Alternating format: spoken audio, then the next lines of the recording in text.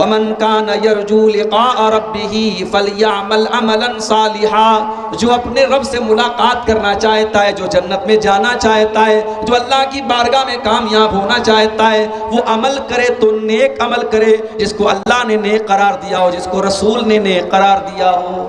ہمارے بہت سارے بھائی بہت سارے غلط کام اور بدعات کے کام کرتے ہیں اور یہ سمجھتے ہیں کہ وہ نیک عمل کر رہے ہیں، لیکن اللہ کی قسم جس عمل کو اللہ اور اس کے رسول نے نیک عمل نہیں قرار دیا اور ہم اس کو نیکی سمجھ کر کے کر رہے ہیں، وہ عمل کل قیامت کے دن ہمارے لیے مصیبت بن جائے گا۔ اس لیے کہ اللہ کے نبی فرماتے ہیں من عمل عملا لیس علیہ امرنا فہو رد، جس نے کوئی ایسا عمل کیا جس عمل کے اوپر ہم نے کوئی حکم نہیں دیا تب تو وہ عمل مردود ہو جائے گا، وہ عمل کرنے والے کے منہ پر مار دیا جائے گا۔ فرض نماز آپ پڑھتے ہیں، فرض نماز کے بعد ہاتھ اٹھا کے دعا کرنے کا مسئلہ بہت پوچھا جاتا ہے۔ بنگال میں آج بھی بہت ساری اہل حدیث مسجدوں میں امام صاحب ہاتھ اٹھا کے دعا کر رہے ہیں، پیچھے مقتدی بھی ہاتھ اٹھا کے دعا کر رہے ہیں۔ میرے پیارے ساتھیوں، اللہ کے نبی کی نماز کا پورا طریقہ ہم کو حدیثوں کے اندر ملتا ہے۔ آپ کہاں پر ہاتھ باندھتے تھے یہ بھی حدیثوں کے اندر ذکر کیا گیا ہے۔ آپ جب رفع یدین کرتے تھے تو آپ کا ہاتھ کتنا اٹھتا تھا یہ بھی حدیثوں کے اندر موجود ہے۔ آپ رکوع میں جاتے تھے تو آپ کی پیٹھ کا لیول کیا ہوتا تھا یہ بھی حدیثوں کے اندر بیان کیا گیا ہے۔ آپ کا سر کہاں ہوتا تھا یہ بھی بیان کیا گیا ہے۔ آپ سجدے میں جاتے تھے تو آپ کے بدن کے کتنے اعضاء زمین پر رہتے تھے یہ بھی حدیثوں کے اندر بتایا گیا ہے۔ آپ کی کہنی آپ کے بغل سے کتنی دور رہتی تھی یہ بھی حدیثوں کے اندر بتایا گیا ہے۔ آپ اتحیات میں بیٹھتے تھے تو آپ کی انگلی حرکت کرتی تھی یا نہیں کرتی تھی، آپ اپنی انگلی کو کب اٹھاتے تھے کب نہیں اٹھاتے تھے یہ بھی حدیثوں کے اندر بیان کیا گیا ہے۔ مگر پوری دنیا میں کوئی ایک بھی صحیح حدیث ایسی نہیں ہے کہ اللہ کے نبی نے فجر کی نماز پڑھائی ہو، ظہر کی نماز پڑھائی ہو، عصر کی نماز پڑھائی ہو اور آپ نے ہاتھ اٹھا کے دعا کی ہو اور صحابہ نے بھی اپنے اپنے ہاتھ اٹھا کے ساتھ میں دعا کیا ہو۔ یہ اجتماعی دعا کرنا ظاہر ہے کہ یہ شکل اللہ اور اس کے رسول سے ثابت نہیں ہے، لہٰذا یہ بھی بدعت کی کیٹیگری میں ہے۔ اور بدعت کرنے والا وہ لاکھ یہ سمجھے، بھائی صاحب ڈسٹرب مت کرو، بھائی بات مت کرو، یہاں کھڑے ہو۔ بدعت کرنے والا جتنا بھی اس عمل کو نیکی کا کام سمجھ کر کے کرے، کل قیامت کے دن اس کو سمجھ میں آئے گا کہ میں نے تو اس کو نیکی کا کام سمجھ کر کے کیا تھا، مگر آج یہ میرے حق میں مصیبت بن گیا، میرے گلے کی ہڈی بن گیا۔ قیامت کے دن جب لوگ پیاس سے بے حال ہوں گے، اللہ کے نبی اپنی امت کے لوگوں کو جام کوثر پلا رہے ہوں گے، کوثر کا پانی پلا رہے ہوں گے، اور اللہ کے نبی کی امت کے لوگوں کی نشانی کیا ہوگی؟ غور سے سن لو ارریا والو، بٹا باڑی والو، اللہ کے نبی کی امت کی نشانی یہ نہیں ہوگی کہ وہ لنگی پہننے والے ہوں گے، وہ ٹوپی لگانے والے ہوں گے، ان کی یہ پہچان بھی نہیں ہوگی کہ ان کا نام اسلامی ٹائپ کا نام ہوگا، ان کی یہ پہچان بھی نہیں ہوگی کہ وہ گوشت کھانے والے ہوں گے، بلکہ اللہ کے نبی کی امت کے لوگوں کی پہچان یہ ہوگی کہ ان کے اعضائے وضو چمک رہے ہوں گے، وہ دنیا سے وضو کر کے اور نماز، وہ دنیا میں وضو کرتے ہوں گے اور نماز پڑھتے ہوں گے، اور وضو میں جن جن چیزوں کو وہ دھویا کرتے تھے وہ ساری کی ساری چیزیں لائٹ کی طرح چمکیں گی، ان کا چہرہ چمکے گا، ان کا ہاتھ چمکے گا، ان کی کہنیاں چمکیں گی، ان کے پورے اعضائے وضو چمکیں گے، اور یہ چمک ہی ان کی پہچان ہوگی کہ اللہ کے نبی کی امت کے لوگ ہیں۔ اب جو بیچارہ نماز ہی نہیں پڑھتا تو کس منہ سے کہے گا قیامت کے دن کہ میں اللہ کے نبی کو ہوں؟ یہ پاسپورٹ ہوگا قیامت کے دن۔ جیسے اگر آپ کو انڈیا سے بنگلہ دیش جانا ہو، انڈیا سے سعودی عرب جانا ہو تو بغیر پاسپورٹ کے آپ نہیں جا سکتے، وہ پاسپورٹ آپ کی پہچان ہوتا ہے، پاسپورٹ آپ کو آگے جانے کا ایک ذریعہ ہوتا ہے۔ اللہ کے نبی کوثر کا جام پلا رہے ہوں گے اور گیٹ پر وہاں انٹری آپ کو تب ملے گی جب آپ کے پاس وضو کا پاسپورٹ ہوگا، آپ کے پاس نماز کا پاسپورٹ۔ اللہ کے نبی اپنی امت کے لوگوں کو جام کوثر پلا رہے ہوں گے، اتنے میں کچھ لوگ آئیں گے، اللہ کے نبی ان کو بھی کوثر کا پانی، اور کوثر کا پانی کیسا ہوگا؟ حدیث میں اللہ کے نبی فرماتے من شرب منہ لا یظما بعدہ ابدا، جو کوثر کا پانی ایک بار پی لے گا اس کے بعد اس کو کبھی پیاس نہیں لگے گی۔ اللہ کے پیارے نبی اپنے امتیوں کو جامع کوثر پلانے کی کوشش کر رہے ہوں گے کہ فرشتے آ کر کے روک دیں گے، اے اللہ کے نبی آپ ان کو پانی نہیں پلا سکتے؟ اللہ کے نبی سوال کریں گے کیوں نہیں پلا سکتا؟ ان کا جرم کیا ہے، ان کی غلطی کیا ہے، انہوں نے کیا ایسا کام کیا ہے کہ میں ان کو جامع کوثر نہیں پلا سکتا؟ فرشتے جواب دیں گے انک لا تدری ما احدثوا بعدک، اے اللہ کے نبی آپ نہیں جانتے انہوں نے آپ کے بعد دین کے اندر کون کون سے نئے نئے کام کیے ہیں۔ اے اللہ کے نبی انہوں نے شب برات کا تہوار بھی منایا، انہوں نے 12 ربیع الاول کو جلوس بھی نکالا، انہوں نے محرم کی 10 تاریخ کو تعزیے بھی نکالے، انہوں نے قبروں پر جا کر کے چادر بھی چڑھائی۔ اے اللہ کے نبی انک لا تدری ما احدثوا بعدک، آپ نہیں جانتے کہ انہوں نے آپ کے دین کی شکل کیسی بنا ڈالی، انہوں نے آپ کے دین کو کتنا بدل ڈالا۔ جیسے ہی اللہ کے نبی کو پتا چلے گا یہ بدعتی لوگ ہیں، جیسے ہی آپ کو پتا چلے گا کہ یہ وہ لوگ ہیں جنہوں نے آپ کے دین کو بدل ڈالا، بخاری اور مسلم کے الفاظ ہیں، اللہ کے نبی بڑے غصے سے کہیں گے سحقن سحقن لمن غیر بعدی، اے فرشتوں ان کو گھسیٹ کر کے میری آنکھوں سے دور لے کے چلے جاؤ، ان کو جہنم میں لے کر کے چلے جاؤ، انہوں نے میرے دین کو بدل ڈالا، انہوں نے میری شریعت کو بدل ڈالا، انہوں نے بدعات و خرافات کے کام کیے ہیں، ان کو میری آنکھوں سے دور لے کے چلے جاؤ۔ تو بدعت کرنے والا اور دین کے اندر نیا نیا کام نکالنے والا اگر یہ کہتا ہے کہ ہم نبی کا دامن پکڑ لیں گے اور سرکار کا دامن پکڑ لیں گے تو وہ یا کان کھول کر کے سن لے وہ کہ قیامت کے دن اس کو نبی کا دامن نصیب نہیں ہے۔ ایک بات اور بتاؤں، مشرک کے لیے قیامت کے دن اللہ کے نبی شفاعت بھی نہیں کریں گے۔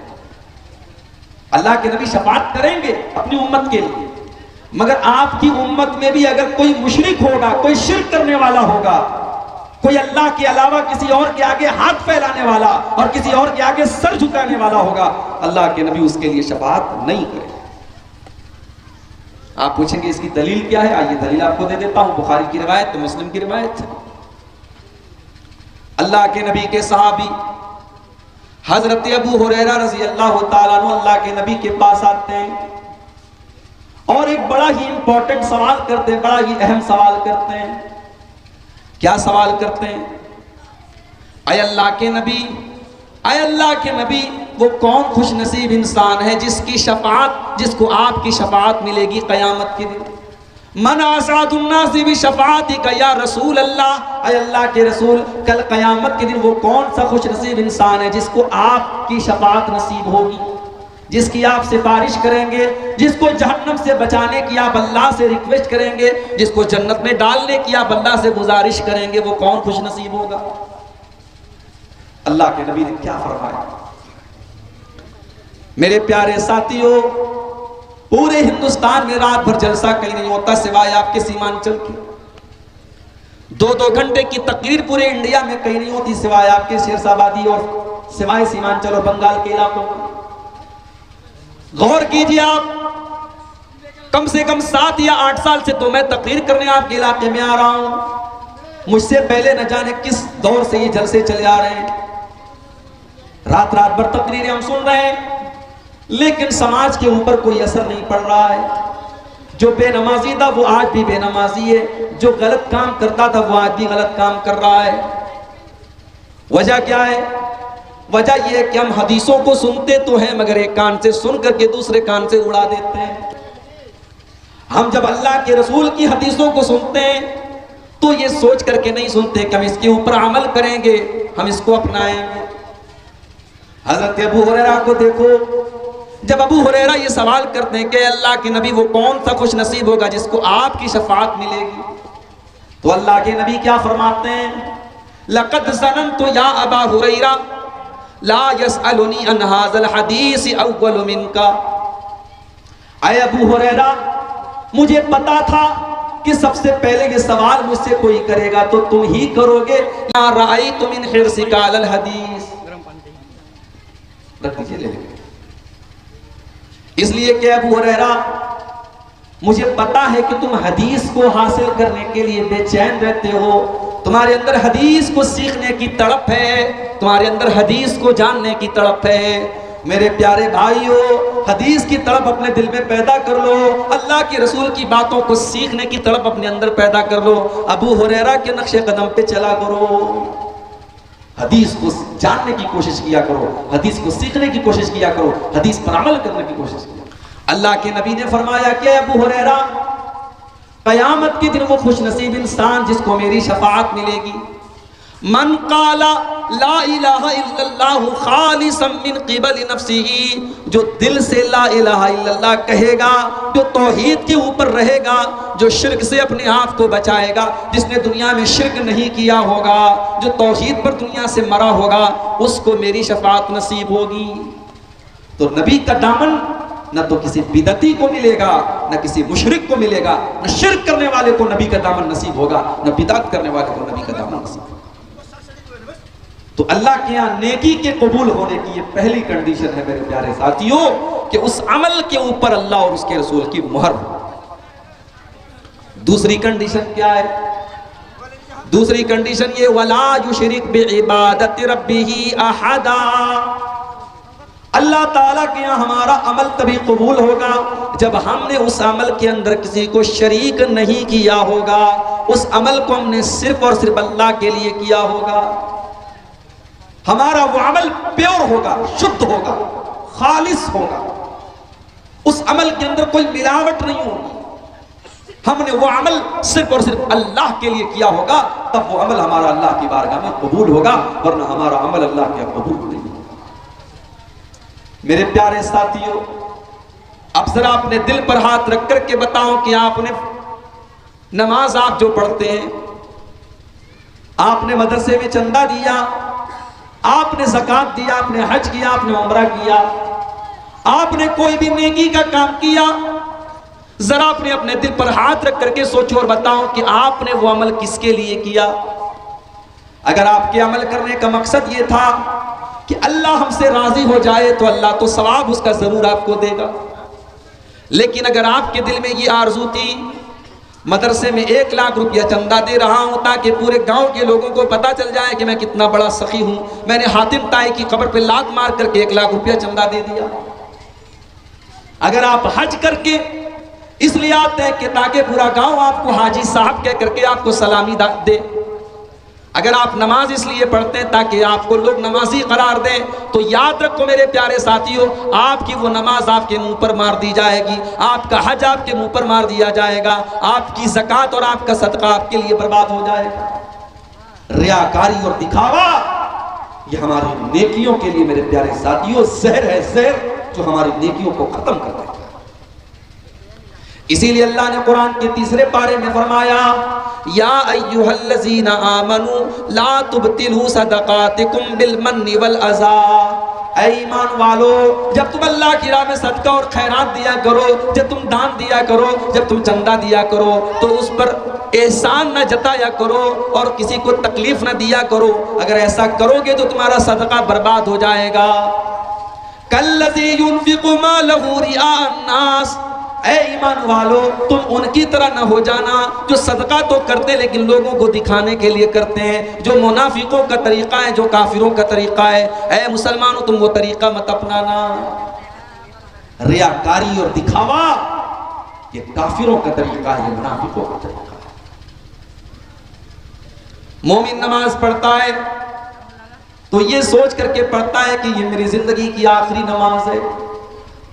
جب مومن نماز پڑھتا ہے تو دل اس کا نماز کی طرف لگا رہتا ہے، دماغ اس کا نماز کی طرف لگا رہتا ہے، اور جب منافق نماز پڑھتا ہے تو قرآن کریم میں اللہ بیان کرتا ہے وَإِذَا قَامُوا إِلَى الصَّلَاةِ قَامُوا كُسَالَىٰ، جب یہ منافق لوگ نماز پڑھنے کے لیے آتے ہیں بڑی سستی کے ساتھ، بڑی کاہلی کے ساتھ آتے ہیں، يُرَاءُونَ النَّاسَ، یہ لوگوں کو دکھانے کا کام کرتے ہیں، یہ اللہ کے لیے نماز نہیں پڑھتے، یہ لوگوں کو دکھانے کے لیے نماز پڑھتے ہیں، وَلَا يَذْكُرُونَ اللَّهَ إِلَّا قَلِيلًا، اور یہ بہت کم اللہ کو یاد کرتے ہیں، یہ بہت تھوڑا سا اللہ کو یاد کرتے ہیں۔ ریاکاری کرنا یہ کافروں کی نشانی ہے، یہ منافقوں کی نشانی ہے۔ اور اب میں جو حدیث آپ کو سنانے جا رہا ہوں یہ وہ حدیث ہے جس کو بیان کرنے کے پہلے حضرت ابو ہریرہ رضی اللہ تعالیٰ عنہ بے ہوش ہو جاتے ہیں۔ حدیث کو بیان کرنے کے پہلے حضرت ابو ہریرہ بے ہوش ہو جاتے ہیں، ہوش میں آتے ہیں. لوگ سوال کرتے ہیں کہ ابو ہریرہ آپ ہم کو اللہ کے رسول کی کوئی حدیث سنانے جا رہے تھے. ابو ہریرہ کہتے کہ ہاں میں تم کو حدیث سنانے جا رہا ہوں. میں نے اللہ کے پیارے نبی کو یہ فرماتے ہوئے سنا ہے. اور اتنا کہنے کے بعد ابو ہریرہ دوبارہ بے ہوش ہو جاتے ہیں. تین بار بے ہوش ہوتے ہیں. پھر جب تیسری مرتبہ ہوش میں آتے ہیں تو کہتے ہیں کہ وہ لوگوں میں نے اللہ کے نبی کو یہ فرماتے ہوئے سنا ہے ان اول الناس یقضى یوم القیامت ثلاثۃ. قیامت کے دن سب سے پہلے 3 لوگوں کا فیصلہ کیا جائے گا. سب سے پہلے 3 لوگوں کا فیصلہ کیا جائے گا. نمبر 1 رجل استشهد فی سبیل اللہ. پہلے نمبر پر وہ انسان ہوگا جو اللہ کی راہ میں شہید ہوا تھا، جو اللہ کی راہ میں جہاد کرتے ہوئے، جنگ کرتے ہوئے، لڑائی کرتے ہوئے اللہ کی راہ میں شہید ہو گیا تھا. اس کو اللہ کے سامنے لایا جائے گا. اللہ پوچھے گا میرے بندے میں نے تجھ کو طاقتور بنایا تھا، تجھے لڑنے کے لائق بنایا تھا، تیرے جسم کو مضبوط بنایا تھا، تو نے کیا کیا؟ بندہ کہے گا قاتلت فیک حتی استشہدت. اے اللہ میں تیرے راستے میں لڑتا رہا، میں قتال کرتا رہا، میں جنگ کرتا رہا، تیرے دشمنوں کو مارتا رہا، حتی استشہدت، یہاں تک کہ میں شہید ہو گیا. اللہ فرمائے گا تو جھوٹ بول رہا، تو اس لیے نہیں لڑ رہا تھا کہ مجھے راضی کرنے والا تھا، اللہ کو راضی کرنے والا تھا. تو اس لیے لڑ رہا تھا تاکہ دنیا والے کہیں کہ تو بہت بڑا ویر تھا، بہت بہادر تھا، تیری ویرتا کے، تیرے بہادری کے، تیری شجاعت کے چرچے ہوں، اس لیے تو لڑتا تھا اور جنگ کرتا تھا. تو تجھے جو چاہیے تھا وہ تو تجھے مل گیا. اور اس کے بعد اللہ تعالیٰ حکم دے گا اور چہرے کے بل گھسیٹ کر کے اس کو جہنم میں ڈال دیا جائے. اس کے بعد دوسرے آدمی کو لایا جائے گا. یہ بہت بڑا عالم ہوگا، یہ قرآن کا عالم ہوگا اور قرآن کا ٹیچر ہوگا. وَرَجُلٌ تَعَلَّمَ الْعِلْمَ وَعَلَّمَهُ. اس نے علم دین کو سیکھا ہوگا، سکھایا ہوگا. اللہ پوچھے گا میرے بندے میں نے تجھے دین کا عالم بنایا، تجھے دین کی سمجھ عطا فرمائی، تو نے کیا کیا؟ بندہ کہے گا اے اللہ میں دین کو سیکھتا رہا اور دین کو سکھاتا رہا. اے اللہ میرا مقصد یہ تھا کہ تو خوش ہو جائے، تو راضی ہو جائے. اے اللہ تیری رضا کے لیے، تجھے خوش کرنے کے لیے میں نے دین کو سیکھا اور سکھایا. اللہ فرمائے گا کذبتا، تو جھوٹ بول رہا ہے. تو نے اس لیے دین کو سکھایا، تو نے اس لیے دین کو سیکھا، تو نے قرآن کو اس لیے پڑھا لیقال انہ قارئ، تاکہ دنیا کہے کہ یہ قرآن کا بہت بڑا قاری ہے، یہ بہت بڑا علامہ ہے، یہ بہت بڑا عالم ہے، دنیا والے تیری تعریف کریں. تو نے تعریف بٹورنے کے لیے سارا کام کیا تھا. تو تجھے جو چاہیے تھا وہ تو مل گیا. اس کے بعد اللہ تبارک و تعالی اس انسان کو جو دنیا میں عالم تھا اور ٹیچر تھا دین کا، قرآن کا، اس کو بھی گھسیٹ کر کے جہنم میں ڈال دے گا. اس کے بعد ایک تیسرا آدمی آئے گا. یہ بہت بڑا پیسے والا، بہت بڑا دھنوان آدمی، بہت پیسے والا مالدار آدمی ہوگا. اللہ تعالیٰ پوچھے گا میرے بندے میں نے تجھ کو مختلف طریقے کا دھن دولت دیا، پیسہ دیا، مال دیا، تو نے کیا کیا؟ بندہ کہے گا اے اللہ جہاں پر بھی مجھ کو پتا چلا کہ وہاں پیسہ دینے سے تو خوش ہوتا ہے، مسجد میں، مدرسے میں، یتیم خانے میں، غریبوں کے اوپر، یتیموں کے اوپر میں نے خرچہ کیا. اے اللہ میں نے تمام نیکی کے راستوں پر خرچہ کیا. اے اللہ اس لیے میں نے خرچہ کیا تاکہ تو خوش ہو جائے. اللہ فرمائے گا کذبتا، میرے بندے تو جھوٹ بول رہا ہے، تو جھوٹ بول رہا ہے. تو نے اس لیے یہ چندہ دیا، تو نے اس لیے یہ پیسہ خرچ کیا لیقال انہ جواد، تاکہ لوگ تجھے دان دینے والا دانی کہیں، لوگ تجھے سخی کہیں، لوگ تجھے فیاض کہیں، لوگ تجھے خرچ کرنے والا کہیں، لوگ تیری تعریف کریں. تو تجھے جو چاہیے تھا وہ تو مل گیا. اس کے بعد اللہ کے نبی فرماتے ہیں اللہ تعالیٰ اس کو بھی حکم دے گا اور وہ گھسیٹ کر کے جہنم میں ڈال دیا جائے گا. یہ ٹاپ کی 3 نیکی ہے میرے بھائی. اللہ کی راہ میں جہاد کرنا، قرآن کا اور دین کا علم سیکھنا اور اللہ کے راہ میں مال خرچ کرنا، یہ ٹاپ کی 3 نیکی ہے. مگر یہ تینوں نیکی کرنے والا سب سے پہلے قیامت کے دن جہنم کی آگ میں ڈالا جائے. ترمذی کی روایت ہے جب یہ حدیث حضرت امیر معاویہ کے سامنے پڑھی گئی، حضرت امیر معاویہ رونے لگے. اتنا روئے اتنا روئے کہ بے ہوش ہو گئے، اور جب ہوش میں آئے تو کہنے لگے اتنی بڑی بڑی نیکی کرنے والے اللہ کی بارگاہ میں برباد ہو جائیں گے تو ہمارا تمہارا کیا ہوگا؟ اس کے بعد حضرت معاویہ نے سورہ ہود کی وہ 2 آیتیں پڑھی. کون سی 2 آیتیں؟ اللہ نے فرمایا من کان یرید الحیات الدنیا وزینتها نوفی الیہم اعمالهم فیہا وہم فیہا لا یبخسون. جو دنیا میں نیک عمل کرے گا، اچھا عمل کرے گا، لیکن اللہ کو خوش کرنے کے لیے نہیں کرے گا بلکہ دنیا کمانے کے لیے کرے گا، دنیا والوں کی تعریف بٹورنے کے لیے کرے گا، ہم اس کی نیکی کا بدلہ اس کو دنیا میں دے دیں گے، ہم دنیا میں کوئی کمی نہیں کریں گے. اولئک الذین حبطت اعمالهم، یہی وہ لوگ ہوں گے جن کی نیکیاں برباد ہو جائیں گی اور ان کو آخرت میں ان کو کچھ ملنے والا نہیں ہے. آخرت میں کچھ نہیں ملے گا میرے بھائی اگر آپ کی نیت صحیح نہیں ہے، آپ کے دل میں اخلاص نہیں ہے. شیرسا آبادی برادری میں کھانے میں مسالہ بہت ڈالا جاتا ہے. ڈالتے کہ نہیں ڈالتے؟ غلط نہیں بولا ہوں نا؟ جھول بہت ڈالتے، جھول. اچھا کھانے میں آپ نے مسالہ بہت ڈال دیا لیکن نمک نہیں ڈالا. بہت اچھا آپ نے دیسی مرغا بنایا، مولانا صاحب کے سامنے رکھا، مولانا صاحب کھائیے. مولانا صاحب کھانے لگے یار نمک ہی نہیں ہے اس میں. اب ساری چیزیں آپ نے ڈال دی، نمک نہیں ڈالا تو وہ مزہ نکل جائے گا کھانے. اسی طریقے سے نیکی کے اندر میرے پیارے ساتھیوں، عمل کے اندر اخلاص اگر نہیں ہے، اگر اس عمل کے اندر ریاکاری ہے، دکھاوا ہے، تو عمل چاہے دیکھنے میں جتنا ہی اچھا کیوں نہ ہو، اللہ کی بارگاہ میں وہ عمل بیکار ہے، کیونکہ اس کے اندر اخلاص کا نمک نہیں ہے. جب تک اخلاص نہیں ہوگا، ہم اللہ کے لیے وہ نیک عمل نہیں کریں گے، تب تک ہمارے عمل کی اللہ میں کوئی ویلیو نہیں. اسی لیے بخاری شریف کی پہلی حدیث ہے. جاؤ میرے نوجوان ساتھیوں، بخاری کی پہلی حدیث آپ کو سنانے جا رہا ہوں. بخاری کی پہلی حدیث ضرور یاد کر لینا، کوئی پوچھے تو بتا دینا کہ بخاری شریف کی پہلی حدیث ہے. حضرت عمر فاروق رضی اللہ تعالیٰ عنہ حدیث کے راوی ہیں.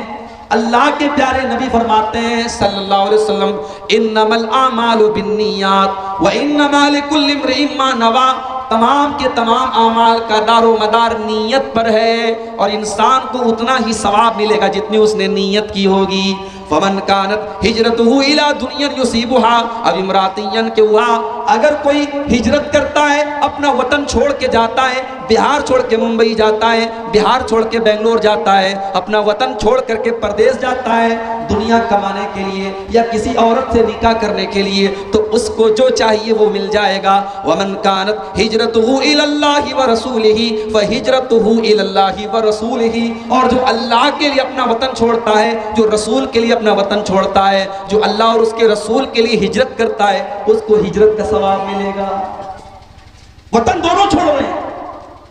ایک انسان بیچارہ برما میں رہتا تھا، وہاں دین پر عمل کرنے میں پریشانی آ رہی تھی، بیچارہ اپنا وطن چھوڑ کر کے ہندوستان آتا ہے، کسی اور ملک میں جاتا ہے. اس کا مقصد ہے اپنے دین کو بچانا، اپنے ایمان کو بچانا. اس نے بھی وطن چھوڑا ہے لیکن مقصد ہے اللہ کے لیے اور اس کے دین کے لیے اس نے وطن چھوڑا ہے. اور ایک اور انسان ہے جو اپنا وطن چھوڑ کر کے کہیں اور جاتا ہے پیسہ کمانے کے لیے، کسی عورت سے نکاح کرنے کے لیے. وطن وہ بھی چھوڑ رہا ہے، عمل سیم ہے. فرق دونوں میں کیا ہے؟ ایک کی نیت دنیا کمانا ہے اور ایک کی نیت اللہ کو خوش کرنا ہے. تو جو اللہ کو خوش کرنے کے لیے ہجرت کرے گا اس کو ہجرت کا ثواب ملے گا، اور جو اپنا وطن چھوڑے گا دنیا کے لیے اور کاروبار کے لیے اس کو کوئی ثواب نہیں ملے گا. نیت کا معاملہ اتنا اہم ہے میرے پیارے ساتھیوں کہ اگر آپ کی نیت سچی ہے تو عمل کے بغیر بھی آپ کو عمل کا ثواب مل جائے گا. ابھی آپ نے عمل نہیں کیا لیکن آپ کی نیت اگر سچی ہے تو آپ کو ثواب مل جائے گا. اللہ نے فرمایا وَمَن يَخْرُجْ مِن بَيْتِهِ مُهَاجِرًا إِلَى اللَّهِ وَرَسُولِهِ ثُمَّ يُدْرِكُهُ الْمَوْتُ فَقَدْ وَقَعَ أَجْرُهُ عَلَى اللَّهِ. جو اللہ کے راستے میں ہجرت کرنے کے لیے جاتا ہے اور راستے میں اس کا انتقال ہو جاتا ہے، اس کی موت ہو جاتی ہے، اس کا ثواب اللہ تعالیٰ کیا ملے گا؟ وہ اپنے شہر سے نکلا تھا، یہ سوچ کر کے نکلا تھا کہ میں دوسرے شہر میں جاؤں گا تاکہ وہاں جا کر کے میں آزادی سے نماز پڑھ سکوں، میں آزادی سے روزہ رکھ سکوں، میں آزادی سے اسلام کے اوپر عمل کر سکوں. وہ ہجرت کے ارادے سے نکلا تھا اور راستے میں اس کو موت آ گئی. تو اللہ فرماتا ہے فقد وقع اجرہ علی اللہ، اس کو ضرور اس کی نیکی کا ثواب ملے گا.